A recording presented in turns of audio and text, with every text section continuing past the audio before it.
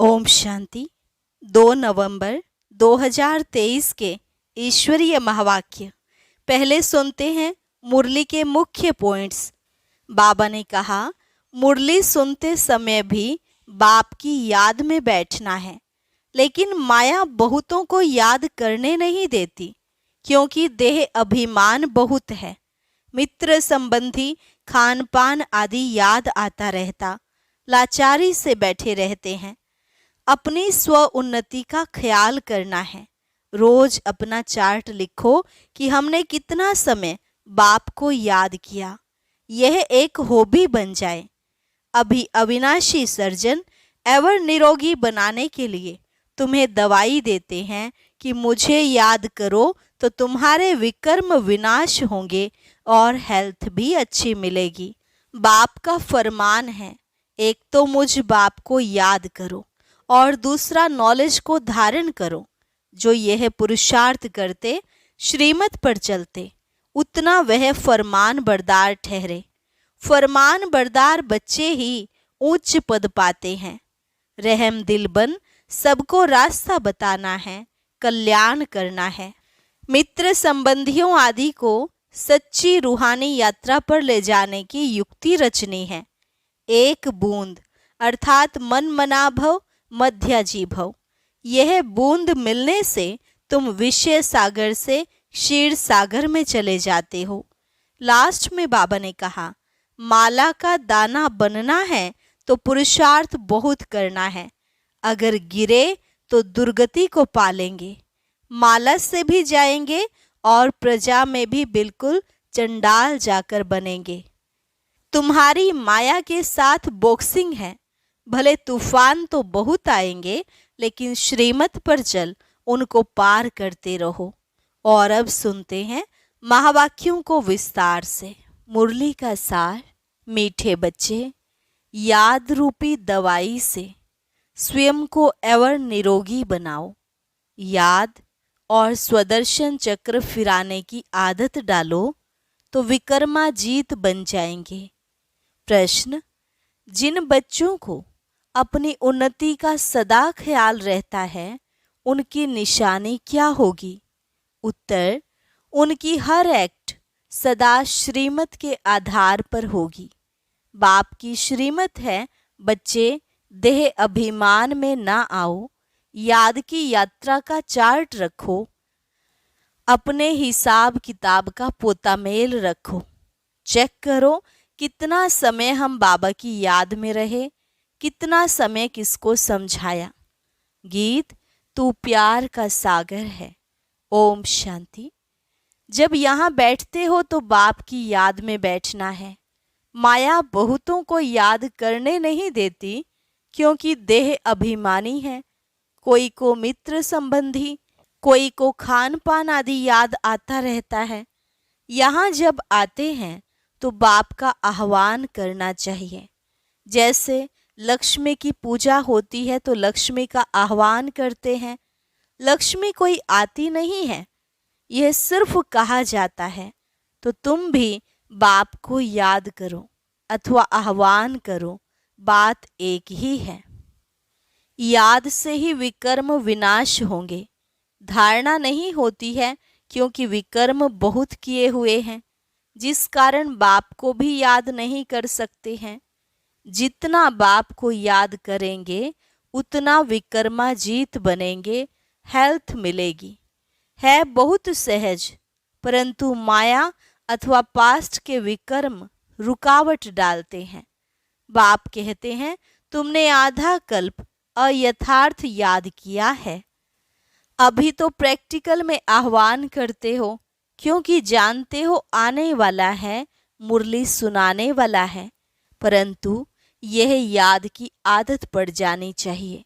Ever निरोगी बनाने लिए सर्जन दवाई देते हैं कि मुझे याद करो, फिर तुम मेरे से आकर मिलेंगे।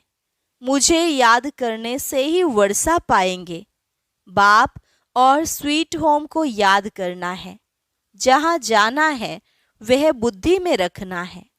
बाप ही यहाँ आकर सच्चा पैगाम देते हैं और कोई भी ईश्वर का पैगाम नहीं देते हैं। वह तो यहाँ स्टेज पर पार्ट बजाने आते हैं और ईश्वर को भूल जाते हैं। ईश्वर का पता नहीं रहता है। उनको वास्तव में पैगंबर मैसेंजर कह नहीं सकते। यह तो मनुष्यों ने नाम लगाए हैं। वह तो यहाँ आते हैं, उनको अपना पार्ट बजाना है, तो याद फिर कैसे करेंगे? पार्ट बजाते पतित बनना ही है, फिर अंत में पावन बनना है। पावन तो बाप ही आकर बनाते हैं। बाप की याद से ही पावन बनना है। बाप कहते हैं पावन बनने का एक ही उपाय है, देह सहित जो भी देह के संबंध हैं उनको भूल जाना है। तुम जानते हो, मुझ आत्मा को याद करने का फरमान मिला है। उस पर चलने से ही फरमान बरदार कहा जाएगा। जो जितना पुरुषार्थ करते हैं उतना फरमान बरदार है। याद कम करते तो कम फरमान बरदार। फरमान बरदार पद भी ऊंच पाते हैं।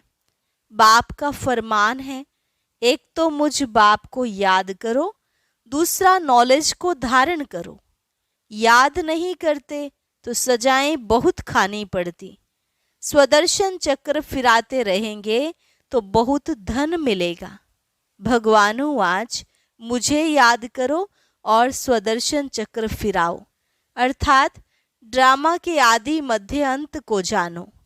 मेरे द्वारा मुझे भी जानो और सृष्टि के आदि मध्य अंत को भी जानो।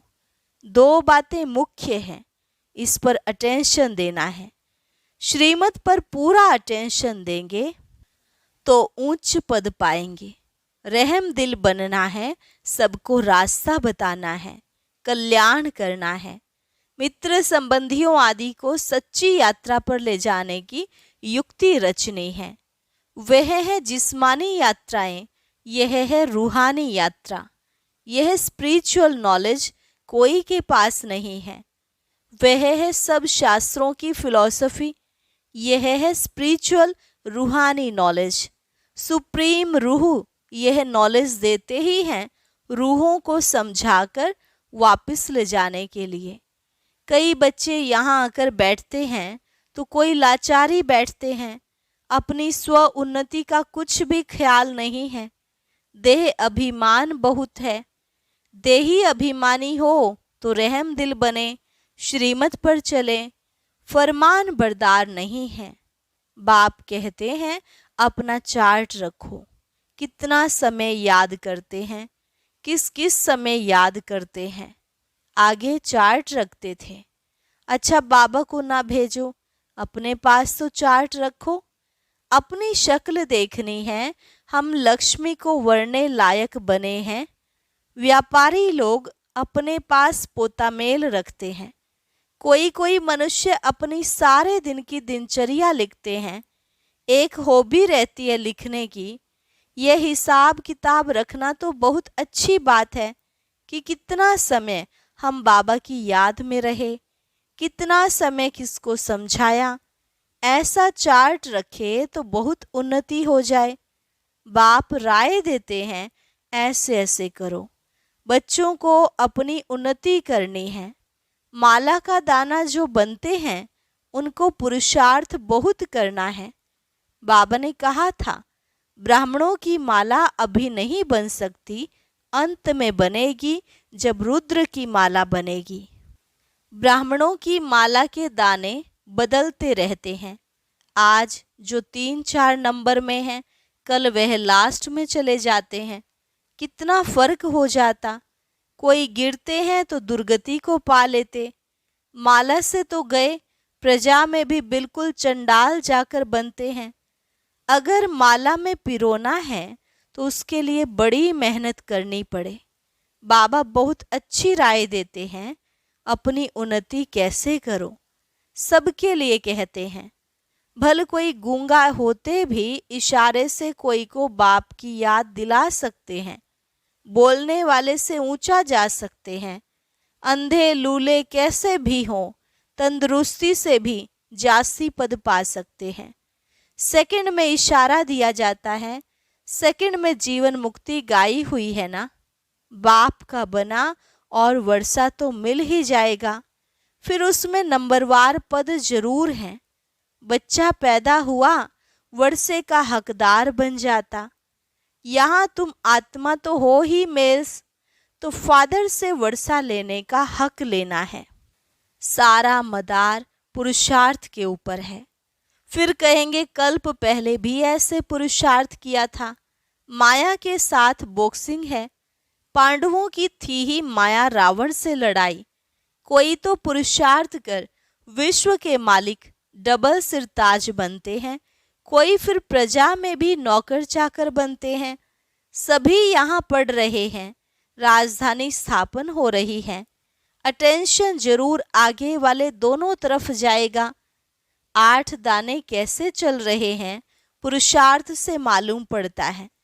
ऐसे नहीं अंतर्यामी है, सबके अंदर को रीड करते हैं, नहीं।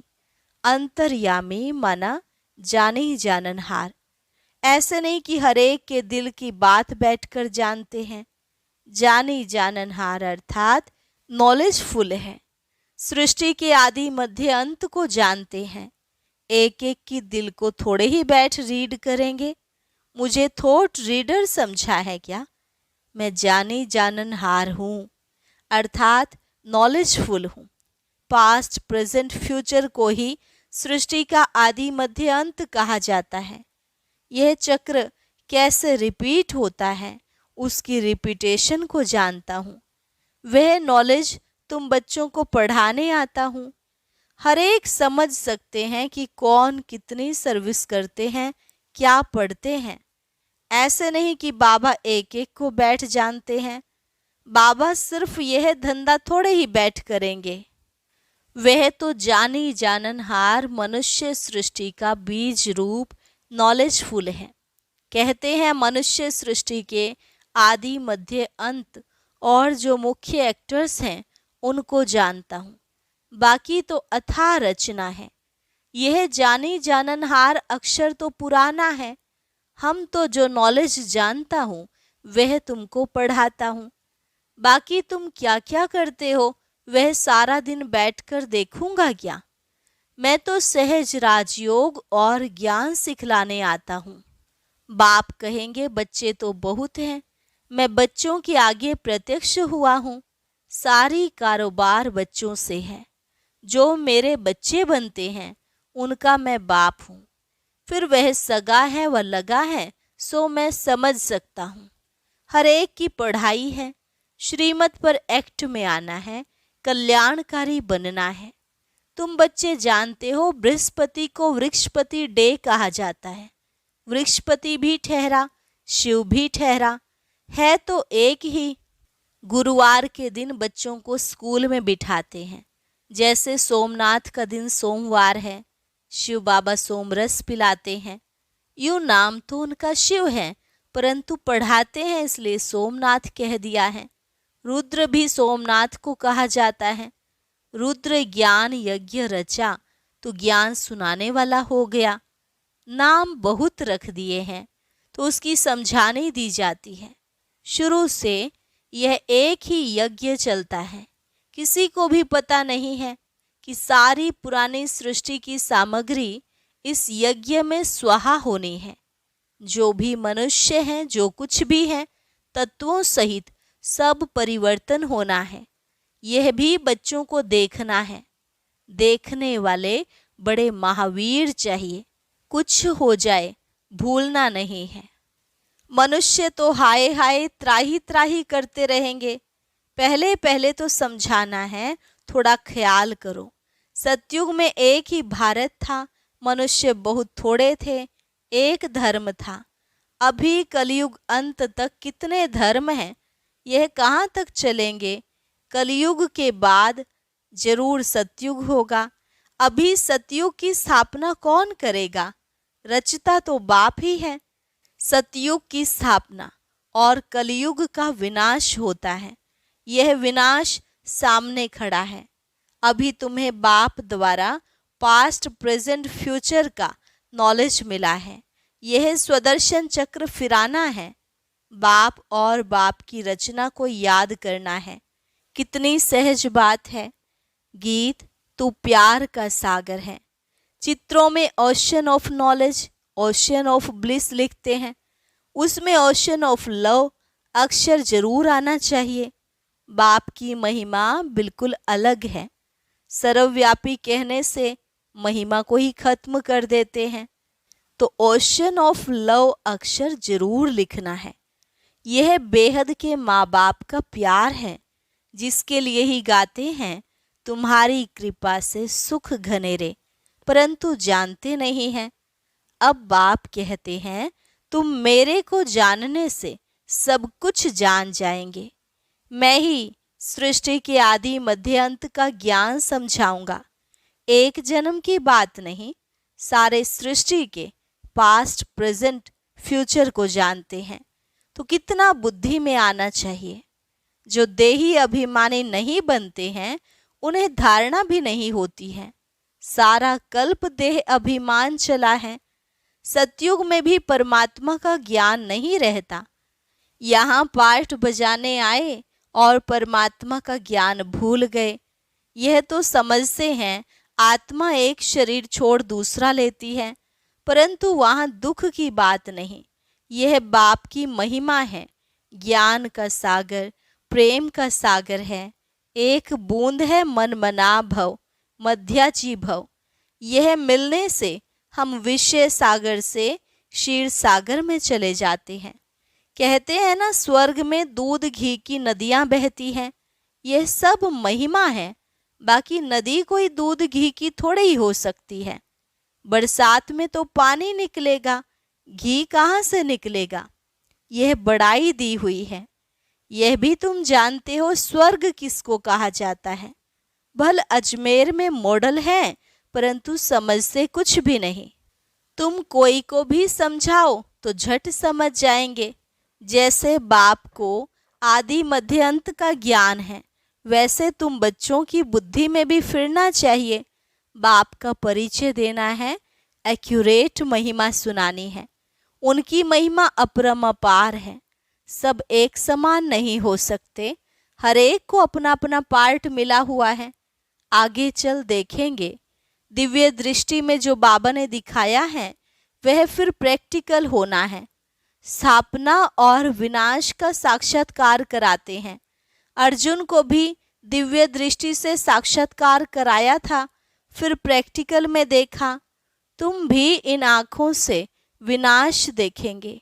वैकुंठ का साक्षात्कार किया है, वह भी जब प्रैक्टिकल में जाएंगे तो फिर साक्षात्कार बंद हो जाएगा। कितनी अच्छी अच्छी बातें समझाते हैं, जो फिर बच्चों को औरों को समझानी है। बहनों भाइयों, आकर ऐसे बाबा से वर्षा लो इस ज्ञान और योग के द्वारा। बाबा निमंत्रण पत्र को करेक्ट कर रहे हैं, नीचे सही करते हैं। तन मन धन से ईश्वरीय सेवा पर उपस्थित हैं इस कार्य के लिए। आगे चल महिमा तो निकलनी है। कल्प पहले जिन्होंने वर्षा लिया है, उनको आना ही है, मेहनत करनी है। फिर खुशी का पारा चढ़ते चढ़ते स्थायी बन जाएगा। फिर घड़ी घड़ी मुरझाएंगे नहीं। तूफान तो बहुत आएंगे, उनको पार करना है। श्रीमत पर चलते रहो, व्यवहार भी करना है। जब तक सर्विस का सबूत नहीं देते, तब तक बाबा इस सर्विस में लगा नहीं सकते। अच्छा, मीठे मीठे सिकिल अधे बच्चों प्रति मात पिता बाप दादा का याद प्यार और गुड मॉर्निंग। रूहानी बाप की रूहानी बच्चों को नमस्ते। रूहानी बच्चों की रूहानी बाप दादा को नमस्ते नमस्ते, गुड मॉर्निंग। धारणा के लिए मुख्य सार। पहली पॉइंट, श्रीमत पर पूरा अटेंशन देकर अपना और दूसरों का कल्याण करना है। सबको सच्ची यात्रा करानी है, रहम दिल बनना है। दूसरी पॉइंट, बाप के हर फरमान को पालन करना है। याद व सेवा का चार्ट जरूर रखना है। स्वदर्शन चक्र फिराना है। वरदान, सच्ची दिल से साहेब को राजी करने वाले राजयुक्त, युक्ति युक्त, योग युक्त भव। सच्ची दिल से साहेब को राजी करने वाले राजयुक्त, युक्ति युक्त योग युक्त भव। बाप दादा का टाइटल दिलवाला दिलाराम है। जो सच्चे दिल वाले बच्चे हैं उन पर साहिब राजी हो जाता है। दिल से बाप को याद करने वाले सहज ही बिंदु रूप बन सकते हैं। वह बाप की विशेष दुआओं के पात्र बन जाते हैं। सच्चाई की शक्ति से समय प्रमाण उनका दिमाग युक्ति युक्त यथार्थ कार्य स्वतः ही करता है। भगवान को राजी किया हुआ है, इसलिए हर संकल्प, बोल और कर्म यथार्थ होता है। वह राजयुक्त, युक्ति युक्त, योग युक्त बन जाते हैं। स्लोगन: बाप के लव में सदा लीन रहो तो अनेक प्रकार के दुख और धोखे से बच जाएंगे।